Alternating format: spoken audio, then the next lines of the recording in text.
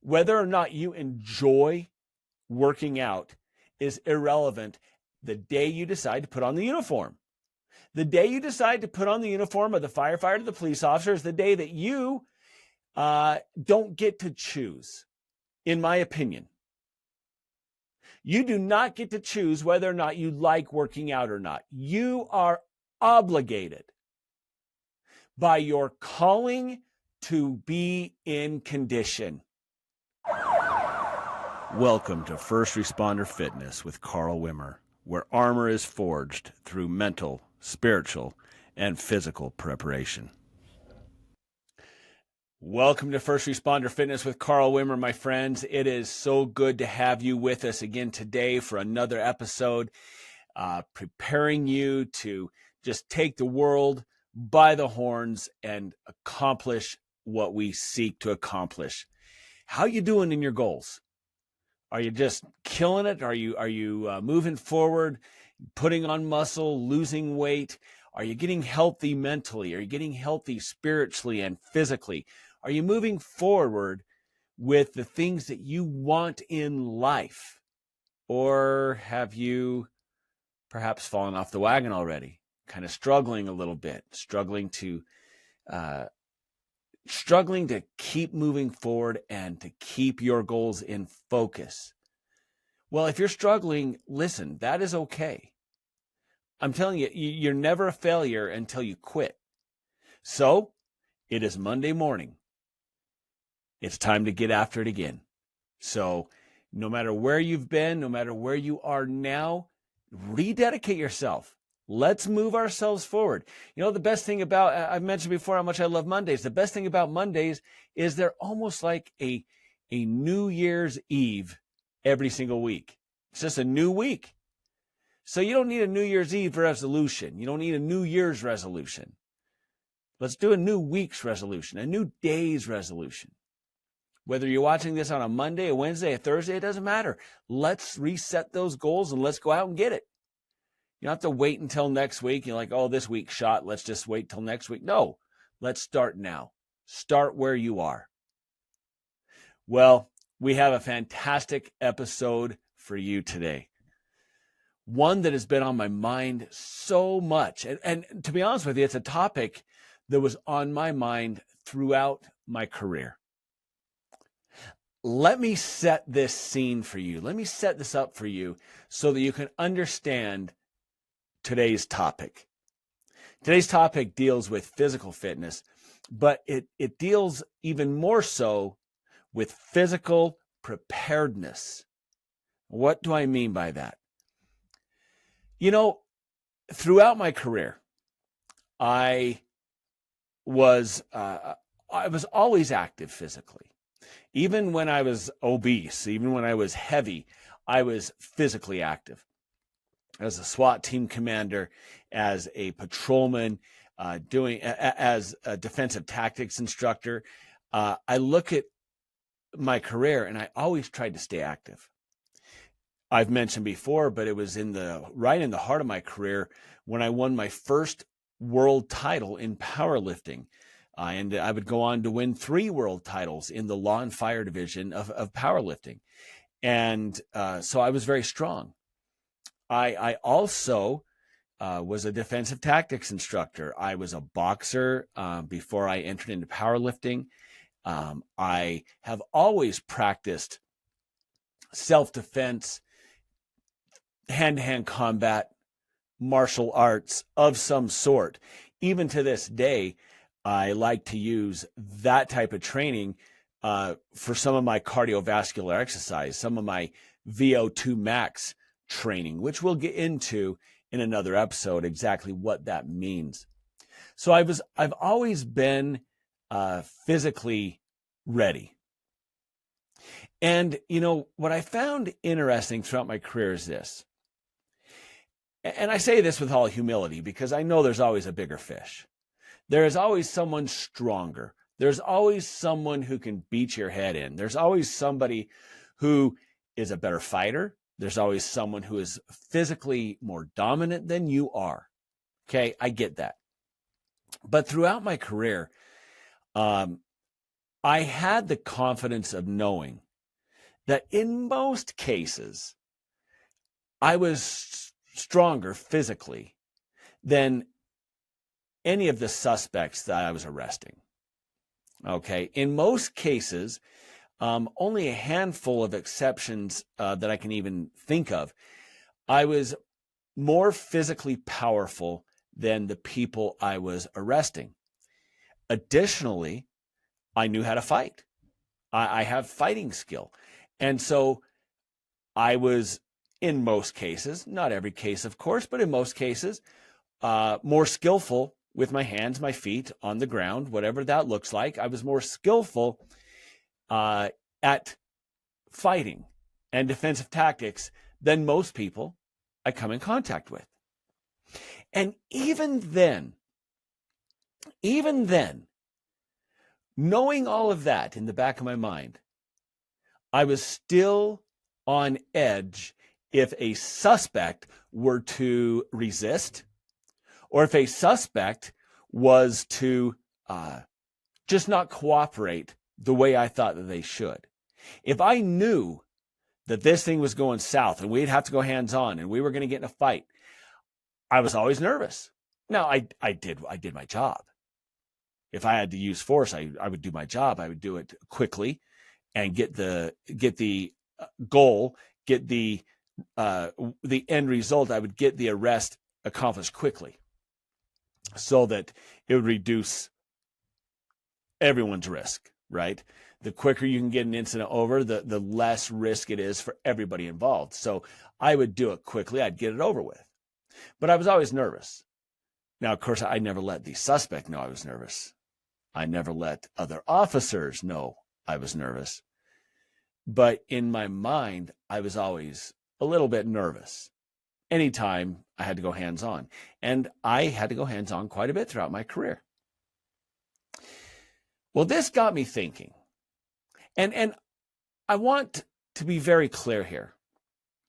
I don't care who you are. If you put on the uniform of the law enforcement officer, if you put on the uniform of the firefighter, you are a hero in my book. Anyone who has the courage and the selflessness to go out and serve a community that sometimes doesn't support you, to support strangers, to be willing to lay your life down for strangers. You know, the Bible says that greater love has no one than this, to lay their life down for their friends. And that's absolutely the truth. But, you know, firefighters, law enforcement officers, first responders stand ready to lay their life down for strangers. And in many cases, lay their life down for people who don't like them. That is heroic in my book. And so when I get into this next little section, I don't want you to think that I am condemning or I'm bashing, but it's something that I thought about for a long time. In light of the fact that I was always nervous, even being more powerful, even being more skillful at fighting than most people I was arresting, in light of the fact that I was always nervous in those situations if someone were to resist, it always made me wonder how an officer must feel in those situations if they are completely under-muscled, if they are obese, if they have absolutely no fighting skill whatsoever, if they, in fact, have never really dealt with a physical confrontation in their entire life. How do they feel? I've always wondered that. And you know what? Feel free to comment on Spotify or YouTube. Comment below in the comment section. Tell me if this sounds like you. You don't have to say your name or anything like that, but I'd be curious. How do you feel when a suspect is resisting you? And I'm not just talking like the morbidly obese officers. I'm talking about maybe the thin officers who are skinny fat, Okay, skinny fat is an actual term. It's a term that defines people who have very little muscle. They're not round, they're not massively or visually obese, but they have way more fat than they do muscle. And I work with a lot of officers like that. A lot of officers like that who had a hard time doing 20 push-ups in a row. Couldn't do a pull-up. Couldn't bench press much more than 50% of their body weight, if that. And had no other discernible self-defense skill. And I've always wondered how they feel, because I was always nervous. And I knew that I was generally more dominant than the people I was arresting. So that is the setup for today's topic, which is physical preparation and overall training preparation. If you have not decided in your own mind that physical fitness is important, I hope this episode changes your mindset. Because the fact is, if you are physically weak, if you are physically soft, if you haven't lifted a weight since high school, if you haven't done a push-up since the fire academy or the police academy, you are a risk to your entire police department and to your entire fire department. I think about firefighters. You know, the odds of you ever needing to be able to fireman carry your partner out of a burning building or a fellow firefighter out of a burning building, probably fairly slim in your 25, 30-year career. But it's never zero. And are you ready to do that? Are you ready to physically pull one of your fellow firefighters out of a burning building? Or does the thought of that terrify you? Do you not think about it? Or are you one of those who thinks, well, when that happens, the adrenaline will kick in? And we all have heard stories of that mother who lifted a car off of her baby in a car wreck. If that is what you're relying on, if that's what you're hoping for, you are hoping uselessly. You might as well spit into the wind and hope it doesn't hit you, because you are putting your hope in something that will not help you. Your adrenaline will not help you drag your partner out of a burning house if you are weak, if you are under-muscled, if you are overnourished, obese, fat, out of shape. And if you're a police officer, when that 300-pound biker, gang member, whatever it is, decides that he doesn't want to go to jail today, what are you going to do? The risks are huge. And so I have written down about 7 different things, 7 different benefits of being prepared physically, not just strength and cardiovascular wise, but being trained in self-defense, being trained in defensive tactics. If you do not enjoy your defensive tactics training, that is a problem. If you do not enjoy working out, that is a problem only if you avoid it. I don't care if you don't like it. That at this point is irrelevant. You know how I feel about this. Whether or not you enjoy working out is irrelevant the day you decide to put on the uniform. The day you decide to put on the uniform of the firefighter, the police officer, is the day that you don't get to choose, in my opinion. You do not get to choose whether or not you like working out or not. You are obligated by your calling to be in condition. And by not doing so, you are putting everyone else at risk. How many times do I have to say this?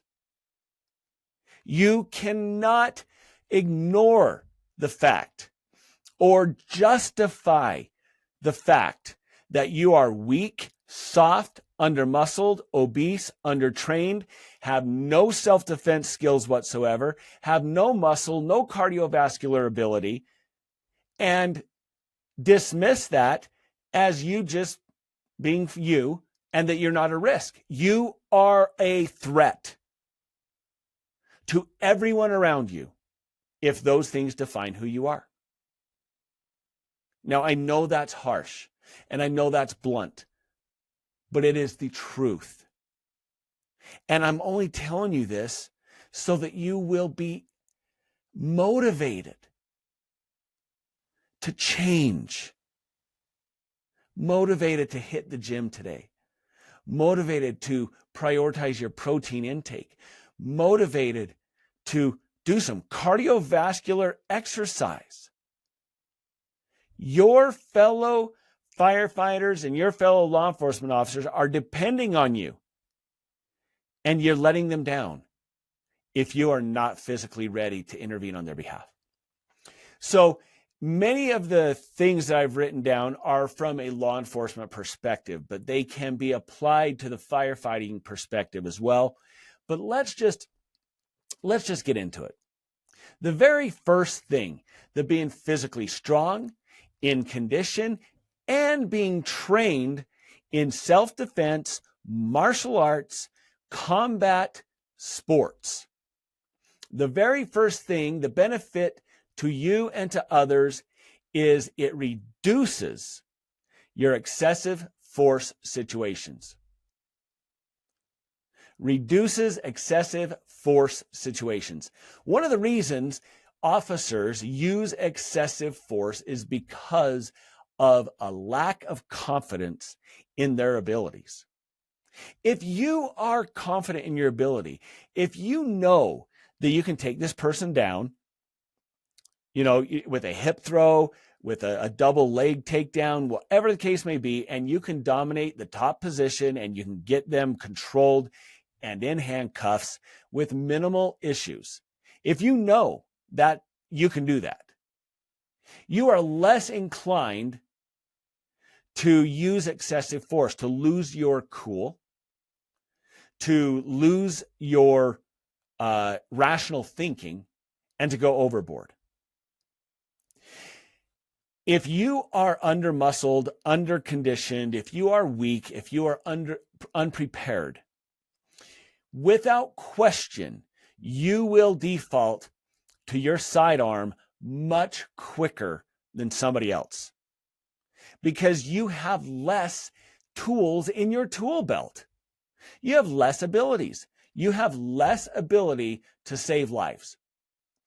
And so many times you get to the point where, let's say if it were me or someone else who is well-trained and skilled in your police department, and someone resists, but they're not aggressively resisting, they're just physically resisting.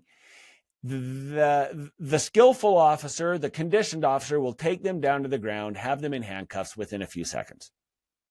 Minute at the tops, 1 minute. You will wrestle around with them on the ground, back and forth, in the street, in the gutter, on the grass, trying to figure out what to do, telling them to stop resisting, stop resisting, stop resisting, hoping that somebody comes to back you up, hoping that your backup is there. Hopefully you didn't try to arrest somebody by yourself, but we all know that happens from time to time. And you will do this until you are out of energy, till you're exhausted. And what's your options then? Fatigue makes cowards of all men. That is an old wrestling and boxing adage. It's a fighting adage. Fatigue makes cowards of all men. It's a great equalizer. And once you're fatigued, what are you going to do? Well, we know what's going to happen because it happens all the time around this country. What's going to happen is you're going to pull your gun out and you're going to shoot and kill the person. And it will be justified. Absolutely. Don't get it twisted. It will be justified because the person was resisting you and you ran out of options. But if you were prepared, it would have never gotten there. You would have never had to excel in your use of force if you were trained properly. One of the things that a common denominator in those officers who I saw throughout my career who were deconditioned, that we're talking about, those officers that are unprepared, we'll just call them unprepared now. One thing that I noticed with many of them is that they were always the ones, because I was also a range master, a firearms instructor. Many times those were the same officers who needed extra training on the firearms range. They were the officers who needed remedial training or extra attempts at passing the shooting qualification. They were the officers who, during baton training, would lose their baton. It would go flying across the room. And then it'd be a race. The suspect in the red man suit versus them, it'd be a race for their practice baton. It was always those officers who, they were just a mess. They were falling all over themselves. And so not only, and so it goes in stages. You're not physically prepared. You're not physically conditioned. You don't have fighting skill or self-defense skill.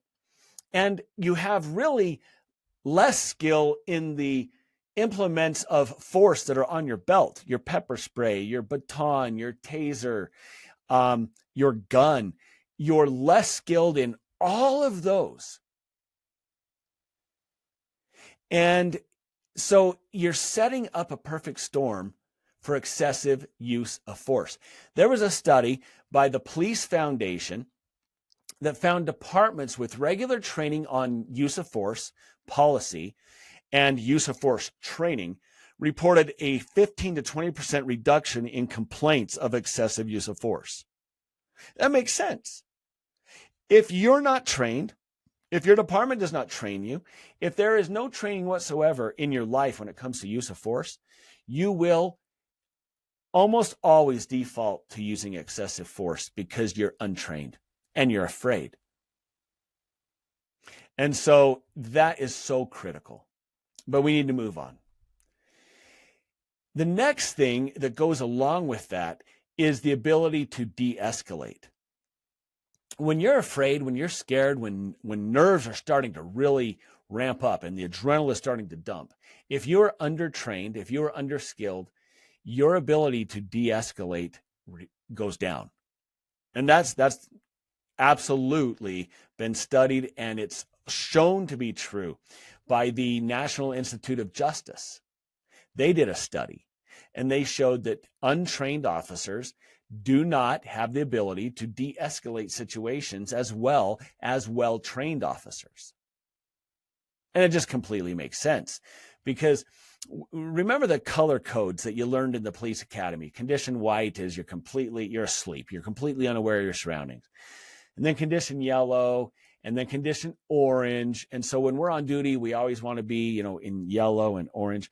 Condition red is where the fight, it's a life or death situation. The fight is on. And then they often talk about condition black. And condition black is when you kind of shut down. And officers who are untrained oftentimes move from red to black and black to red, back and forth. They are hovering between shutting down and hoping that they can get this person under control. And when you are that amped up, your ability to de-escalate is out the window. And it's ultimately going to end with you having to shoot somebody, or you getting killed, or hopefully a trained officer comes and helps you. Very, very important that you be trained. Even then, it's not always enough. I will never forget one of the most terrifying incidents of my entire career took place in a church house. I was dispatched to a church One night, the people at the church said there was a person there who they needed to leave and wouldn't leave. So not a big deal. I show up and I park across the street and I can look inside and I can see people just standing there, and it didn't look like a really hairy situation at all. There was no arguing, yelling, screaming. So I went in before my backup arrived, which was a mistake on my part.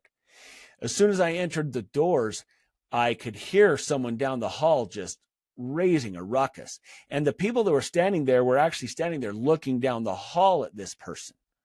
And he was busting the lights out of the ceiling. There was a computer in the hallway. There was glass all over the hallway. And this guy had his shirt torn off. He was sweating profusely. And he had that 1,000-yard stare. And he saw me and he took off running down the hall towards me. No big deal. He was a small Hispanic guy. I thought this will be over quickly. I did notify dispatch to expedite my backup. But I started pepper spraying the guy from a distance as he's running towards me. And he was just, those of you that have seen this, you know, he was just lapping it up like a dog drinking water. He didn't care. Didn't matter. And he got me around the waist, and so I take him to the ground. I take him to the ground. I start pinning his head to the ground, but he got his head loose, and he bites me in the inner thigh. And, of course, that hurt like hell. So I started using some pretty heavy strikes, and I am a strong striker. I'm a much stronger striker than I am grappler. And each time I'd hit him, his eyes would roll up in the back of his head, but he'd come back fighting harder and harder. And I couldn't get away from him. He was grabbing onto me, and it was honestly like an animal attacking. And I continued to use strikes to break free from him, and I was hitting him hard. And the thought came to the back of my head, I'm starting to get tired. Remember I said fatigue makes cowards of all men. I was starting to get tired. And I thought, I'm either going to beat this guy to death in this church house because I was causing a lot of damage, or I'm going to lose all of my energy and he's going to kill me. Well, at that moment, whatever, the grace of God, he let go and I pushed off and I stood up. And I didn't have a taser. This is a little bit pre-taser. There was just a few of our officers who had them. So I pull out my baton as if that was going to do anything more than what I'd already done. And at that very moment, the cavalry arrived, including an officer who had a taser. And they tased him. He went on the ground. We got him into custody. He was heavily strung out on PCP.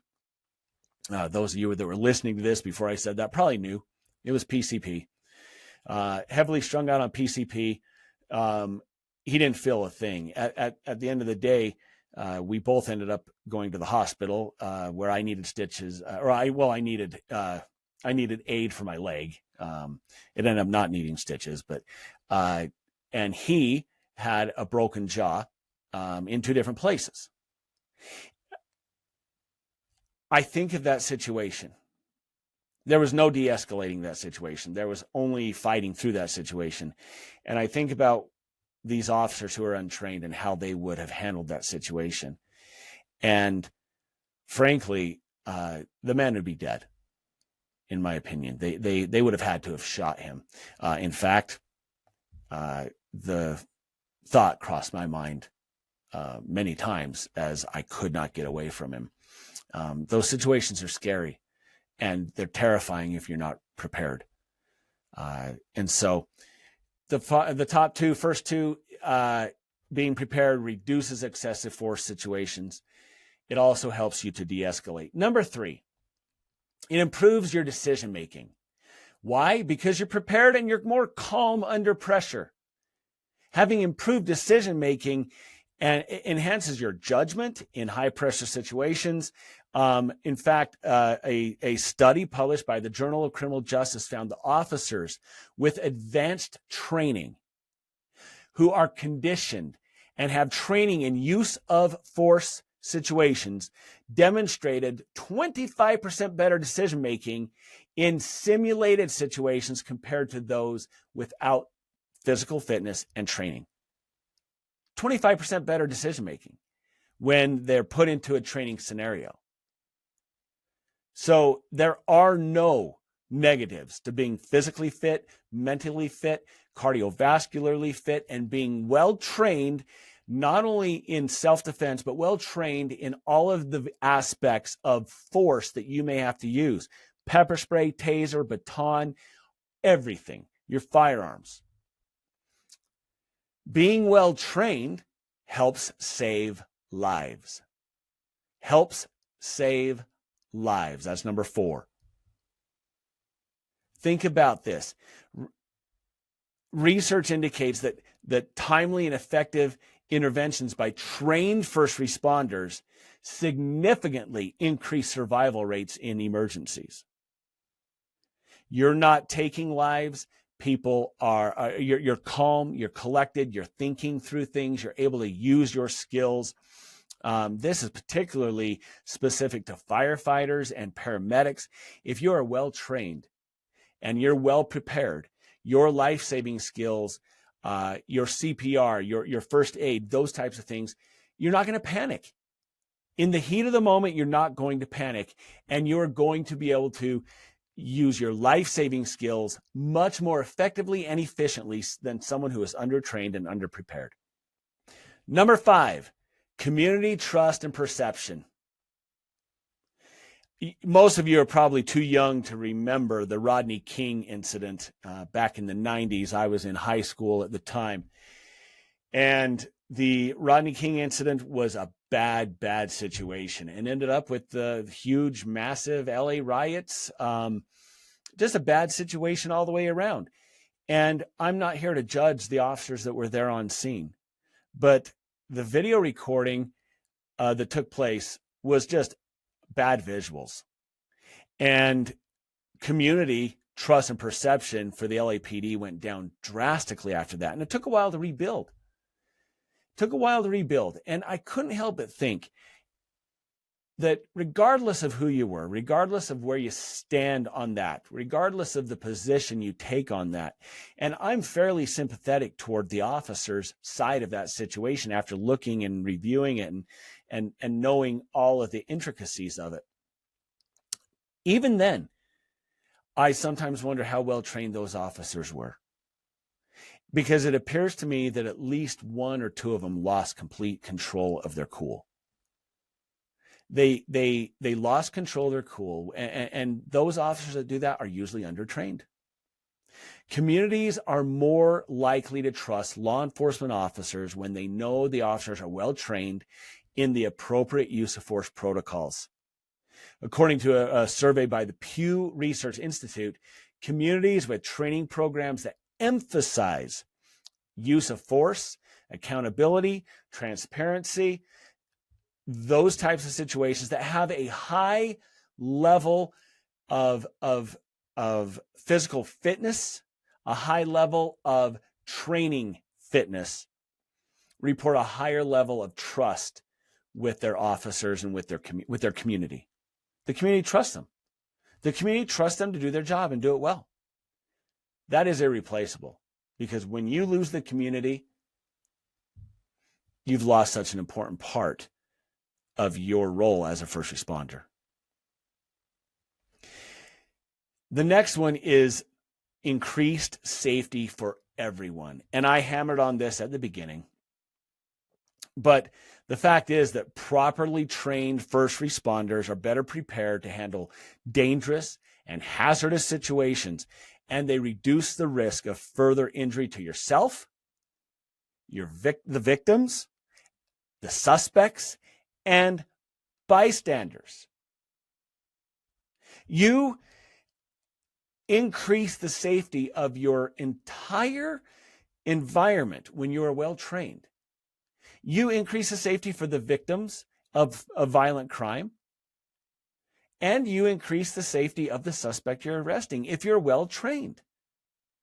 Think back to the stories I've talked about, the scenarios where an untrained officer would have to default to their firearm sooner than somebody else. Your ability to use other means of force ineffectively, because you're not trained, causes you to default to your firearm sooner.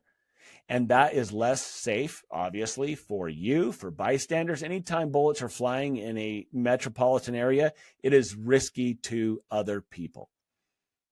Now, I wouldn't, don't get it twisted. Do not hesitate to use your gun. If you need to use your firearm, if you need to use deadly force, then you need to use it quickly, efficiently, and without apology. However, if you're undertrained, you are using those means of force too quickly, because that's the only option you have. And that is a sad situation. Finally, the legal liability is something that we need to talk about, because legal liability not only falls on your department, but it can fall on you. Proper training in the use of force decisions, in proper training, firefighters, proper training in how to handle a fire, how to handle an emergency situation, how to extricate someone from a vehicle, how to triage. And that's something we didn't even get into. But the fact is, it has been irrefutably studied and shown that if you are well trained and you are competent in your abilities, your ability to triage a situation under calm, collected, think about the improved decision making, which was number 3 on our list.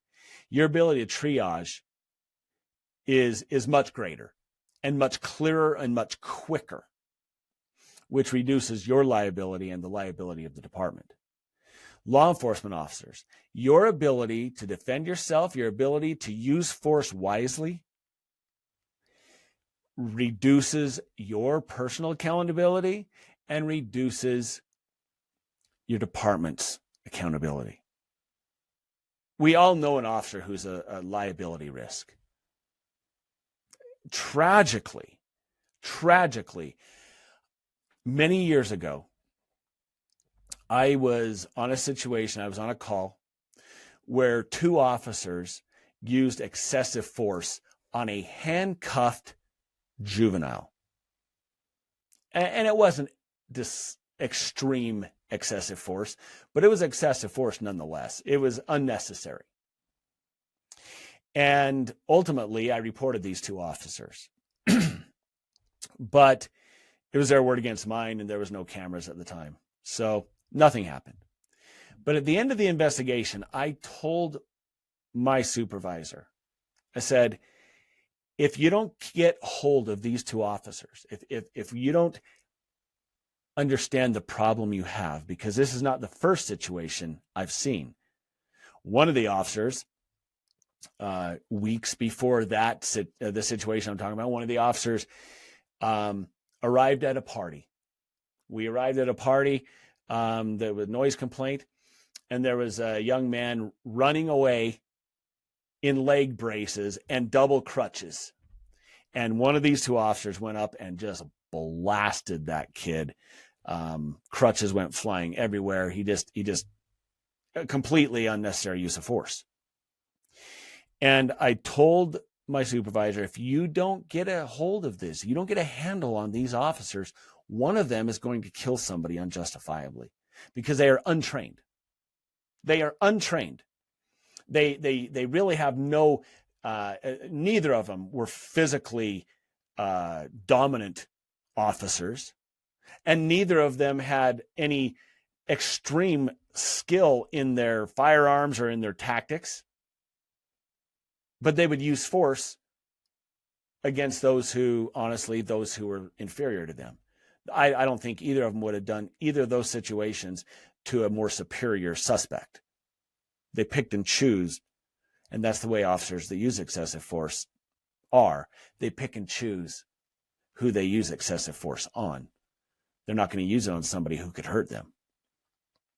Ultimately, fast forward to the end of this, many years later, one of those officers shot and killed a woman, and it was found to be completely unjustified, and the officer lost his job. He was actually charged, even though at the end of the day he was not convicted. One of the officers did shoot and kill someone unjustifiably in the eyes of the district attorney. Tragic, and unnecessary. You owe it to the people you work with. You owe it to the people you serve. You owe it to your community to be well trained, to be physically fit, to have muscle, to have less fat, to be in condition, and to be well trained in the various aspects of use of force. So I encourage you today, get to the gym. If nothing else, get to the gym. Start lifting weights.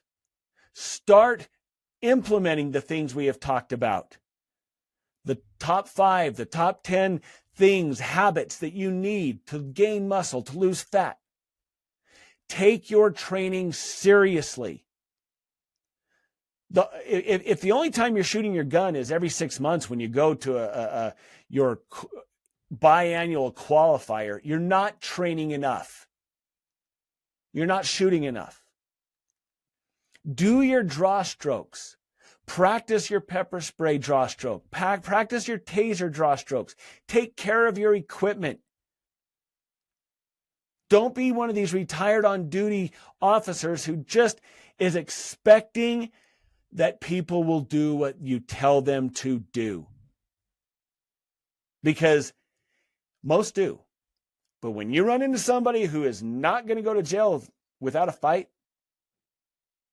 and you're not ready, you're a liability. So I encourage you today, take steps to change that. If that's you, no shame. No shame.